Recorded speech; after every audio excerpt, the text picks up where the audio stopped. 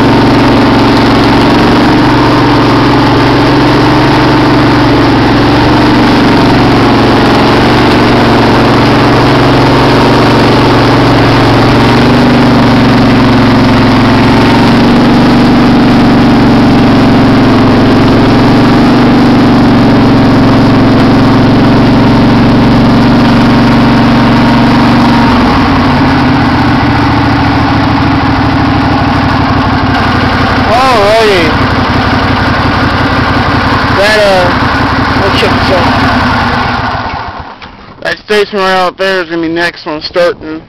It's sat since the middle of spring, or middle of fall last year.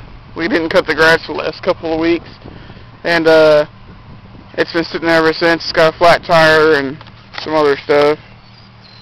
So we'll get a battery put in it, make sure it's got gas, and get the tire changed and get it going. But first off, that lawnmower that's sitting in there is the one that is doomed on pulling out of the garage.